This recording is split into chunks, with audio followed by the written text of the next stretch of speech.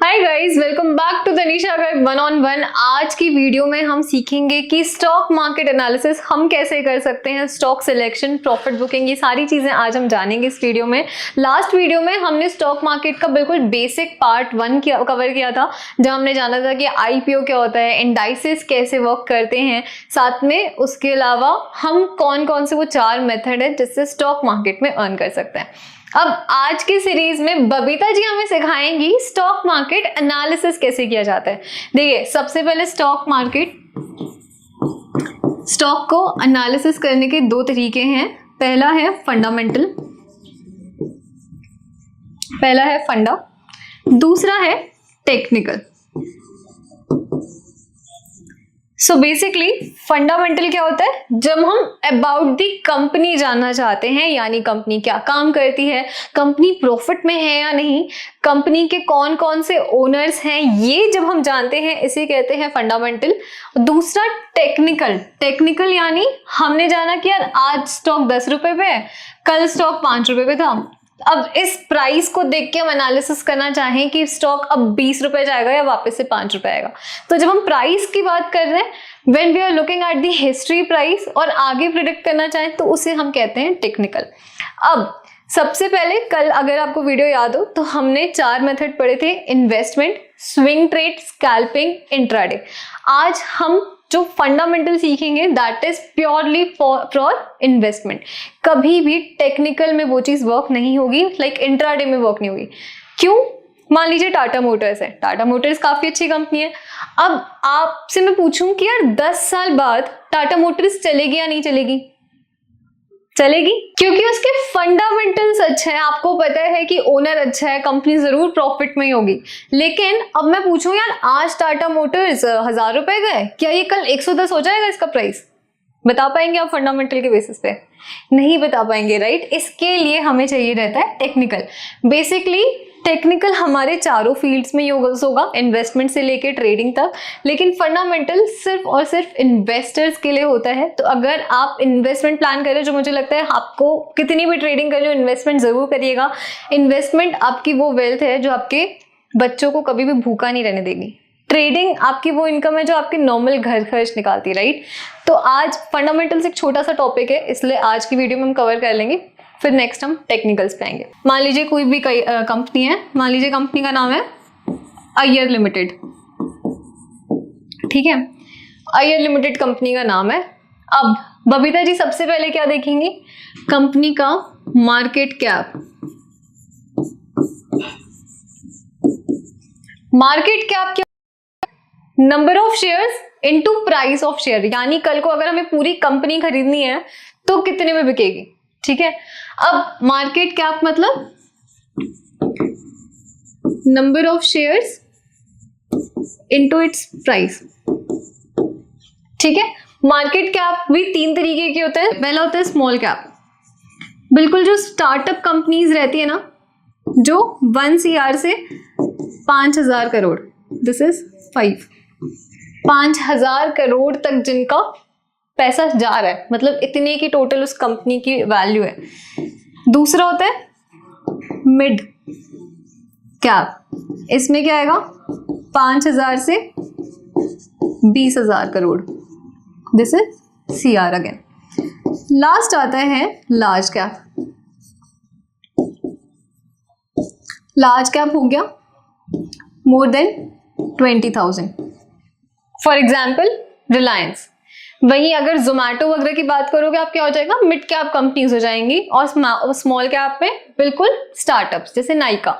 तो अब इसमें हम क्यों डिफर कर रहे हैं कि यार स्मॉल कैप में करें या लार्ज कैप में करें? इन्वेस्ट करना है, बात तो एक ही होनी चाहिए। नहीं, क्योंकि सपोज आज रिलायंस है या आज HDFC है, हाथी स्टॉक कहते हैं HDFC को, फिर भी कितना रिटर्न देगा आपको 1 साल में? पिछले 3 साल में अपने चैनल में ही फंसा हुआ है, क्योंकि ये कंपनीज ऐसी हैं जो ऑलरेडी ग्रो हो चुकी हैं, राइट। हमेशा हमें इन्वेस्ट करना है, अगर ज्यादा रिटर्न चाहिए तो हम कहाँ करेंगे? स्मॉल या फिर मिड में। आज नाइका है जो अभी कुछ साल हुए हैं कंपनी को आए, तो उसमें ज्यादा पोटेंशियल है ग्रो करने का, लेकिन साथ में वहां पे जो रिस्क है वो भी ऊपर की तरफ जाएगा, मतलब लार्ज कैप में सबसे कम है। बिकॉज आपको पता है आज भी अंबानी है, 10 साल बाद भी अंबानी होंगे, 20 साल बाद अंबानी के बच्चे होंगे, लेकिन होगा जरूर, राइट। लेकिन वहीं अगर मैं बिल्कुल स्टार्टअप कंपनीज की बात करूं तो रिस्क आ जाता है, बिकॉज अभी अभी कंपनी आई है, कुछ भी गलतियां हो गई या कंपनी बहुत ज्यादा लोन ले लेती है तो डूब भी सकती है।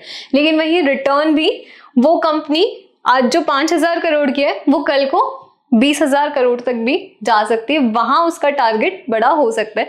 इसीलिए मैं जो प्रेफरेंस अपना देती हूँ वो मैं अपना, सपोज मुझे 100 रुपये इन्वेस्ट करना है तो मैं उसको 3 हिस्सों में डिवाइड करती हूँ, जिसमें पहला 20% लार्ज कैप को जाता है, दूसरा 40% मिड कैप को, और तीसरा 40% मेरा स्मॉल कैप को जाता है। मैं एक रिस्की इन्वेस्टर हूँ, मैं हेजिंग की पोजीशन, मतलब अपने आप को सेव करने के लिए कि कल को इन 40 में से मेरा कोई भी लॉस भी हो गया तो मैं इस 20 में जो प्रॉफिट आएगा वो कवर हो जाए, इसीलिए मैं इस प्रपोर्शन में अपने पोर्टफोलियो को डिवाइड करती हूँ। आप अपनी प्रेफरेंस के हिसाब से देख सकते हैं। चलिए, अब यहाँ पे बबीता ने डिसाइड किया कि यार मैं स्मॉल और मिड में ज्यादा पैसा लगाऊंगी। तो पहला तो हो गया market cap.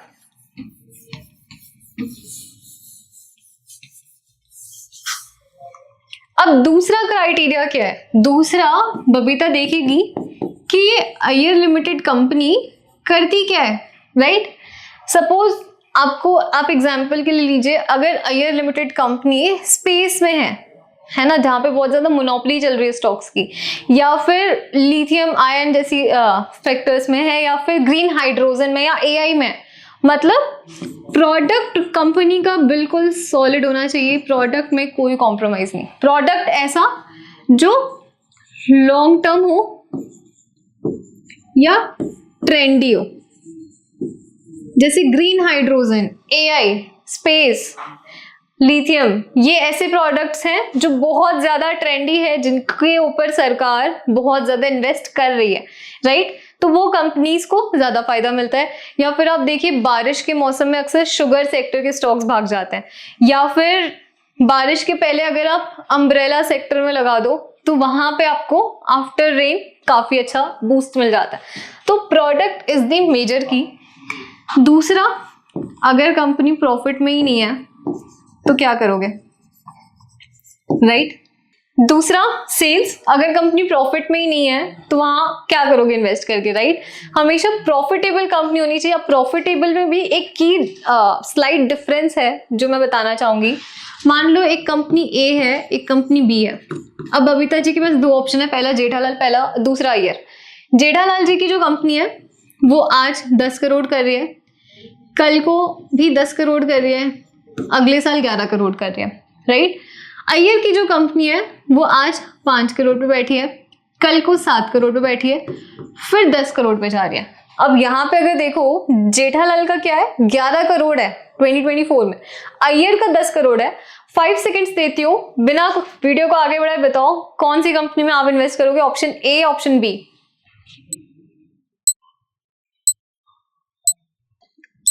Correct option is option B, क्योंकि ये एक ग्रोइंग कंपनी है। क्या है?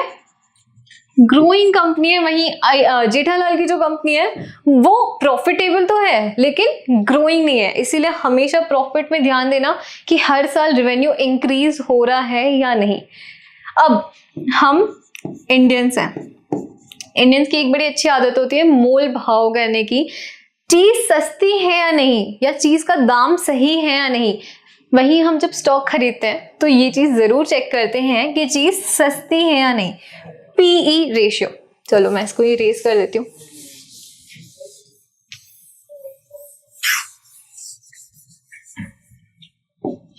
क्या होता है पीई रेशियो? पीई रेशियो क्या होता है? अर्निंग के हिसाब से कितना price you are paying, net profit divided by price of दो शेयर, या फिर मार्केट कैप आप बोल लीजिए। पीई अगर 20 से कम है तो बबीता इन्वेस्ट करेगी, वरना बबीता उस चीज को स्किप करेगी। आप सोचिए आज अगर मेरी कंपनी साल का 10 लाख रुपए कमाती है और मैं उस चीज का आपसे 1 CR ले रही हूँ, 1 CR मैं आपसे उस कंपनी को बेच रही हूँ आपको, और मेरा एनुअल जो मैं कमा रही हूँ वो 10 लाख है, मैं यहाँ पे कितना टाइम सबसे ज्यादा ले रही हूँ? 10 times, which is a valid price, है ना। अगर मैं आज 10 साल एक साल में कमा ले रही हूँ तो ऑब्वियसली बात है मैं 20 लाख में तो बेचूंगी नहीं, वरना तो आपको वो कंपनी विद इन मतलब बस 2 साल में आप पूरा प्रॉफिट रिकवर कर लोगे। तो मैं उसको 10 टाइम्स बेच रही हूँ, इसीलिए अगर किसी कंपनी का PE 10 है, 15, 20 है, दैट इज इनफ। लेकिन अगर उससे ज्यादा है तो you have to think over it. तो सबसे इंपॉर्टेंट है कंसेप्ट PE रेशियो। चलिए, वैसे फंडामेंटली काफी बड़ा टॉपिक है, लेकिन इस वीडियो में हम मेजर पॉइंटर्स कवर कर रहे हैं जो आपको जानना बहुत ज्यादा इंपॉर्टेंट है। अब बबीता ने देखा यार PE रेशियो भी 15 का है, मैं यहाँ पे लिखती जाती हूँ मार्केट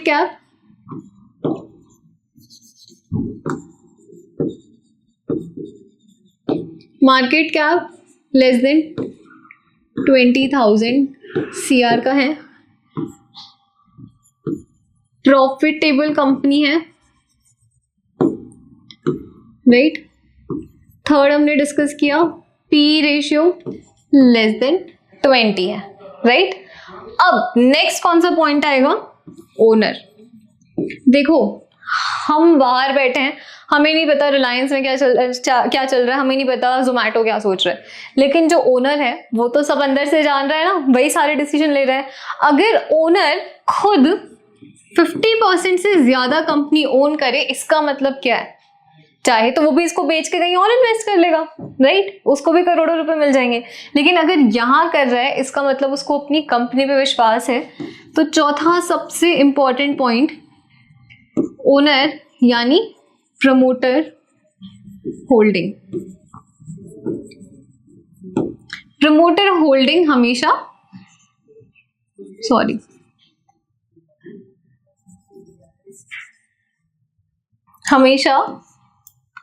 मोर देन 50% तो एटलीस्ट हो, करेक्ट। चलिए, हमने ओनर भी देख लिया, ये सारे पॉइंटर्स देख लिए। एक और पॉइंट, डेट। यार, कमाने को हो सकता है मैं 10 लाख साल का अगर कमा रही हूं, लेकिन अगर मैंने 50 लाख का डेट ले रखा है, मुझे 5 साल तो इस चीज में चला जाएगा कि पहले मैं उस डेट को पूरा करूं, साथ साथ उसका इंटरेस्ट कवरेज रेशियो को हम बोलते हैं, इंटरेस्ट पे करूं। तो यहाँ पे एक और कंसेप्ट आप देख सकते हो, इंटरेस्ट कवरेज रेशियो, यानी शॉर्ट टर्म में जो मुझे उस लोन के ऊपर इंटरेस्ट बार बार पे करना पड़ेगा, क्या उसको पे करने की कैपेसिटी मेरी कितनी ज्यादा है। तो जितनी गुना ज्यादा, सपोज अगर 2 है, 3 है इंटरेस्ट कवरेज रेशियो, यानी मैं इतनी केपेबल हूं कि मैं 3 बार का इंटरेस्ट पे कर सकती हूँ, that is a very good number. अब आता है डेट। डेट को आप कैसे कंपेयर करोगे? देखिए, ये नहीं होता कि अगर किसी कंपनी में डेट नहीं है तो बहुत अच्छी कंपनी है, धंधा वही अच्छा है जो दूसरों के पैसे से चले। यहाँ पे हम क्या देखेंगे? डेट टू इक्विटी, मतलब कंपनी के पास जो शेयर्स है, कंपनी के पास जो पैसा है, उसके कंपैरिजन में कंपनी ने कितना ज्यादा डेट ले रखा है। तो ये आई बिलीव 0.5 है या 1 के नीचे है एटलीस्ट, तो is a good number. Company अच्छे पोजीशन में है अपना डेट रीपे करने के लिए। तो हमने कुछ पॉइंटर्स देखे। पहला देखा मार्केट कैप जो 20,000 करोड़ से कम होना चाहिए। दूसरा, कंपनी प्रॉफिटेबल होनी चाहिए। PE रेशियो यानी अगर 20 से कम है तो हमें उतना गुना ज्यादा पे करना है, तो ये हमेशा नंबर कम होना चाहिए। थर्ड, अंदर का जो प्रमोटर बैठा है, अंदर का जो ओनर बैठा है, एटलीस्ट वो तो 50% होल्डिंग रखे यार, तभी उसको डिसीजन मेकिंग पावर भी मिलेगी, तभी हम समझ पाएंगे कि उसे अपनी कंपनी पे भरोसा है।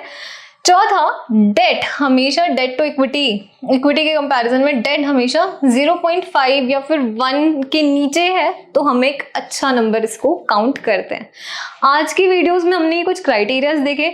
नेक्स्ट वीडियो में हम एक एग्जांपल देखेंगे। आप चाहो तो अगर आप कोई स्टॉक ऑलरेडी होल्ड कर रहे हो, please put that stock name in comment. मैं उसका एनालिसिस आपको यहाँ पे फंडामेंटली करके दिखाऊंगी, और फिर हम देखेंगे कि क्या सच में फंडामेंटली हम पता कर सकते हैं कि स्टॉक अच्छा रिटर्न देगा या नहीं देगा। इन पॉइंटर्स का आप स्क्रीनशॉट ले लीजिए। जब भी किसी इन्वेस्ट कर रहे हैं स्टॉक में, तो ये हमेशा ध्यान रखिएगा।